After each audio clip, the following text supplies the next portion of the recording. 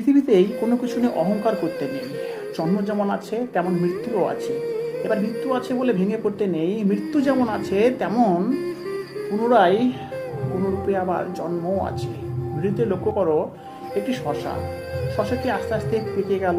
পেকে যাওয়া থেকে সে শুকিয়ে গেল এবং পরিশেষে পচে গিয়ে মাটির সঙ্গে মিশে গেল।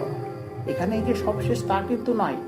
আস্তে আস্তে সেই মাটিতে পচা শশার বীজ থেকে আবারও অঙ্কুরিত গাছ, এবং সেই গাছটি বড় হতে হতে ফুল ফুটলো, শশাও ধরলো। এ দ্বারা আমরা কি শিখতে পারি? যে জীবনে কোনো কিছুই ক্ষণস্থায়ী না।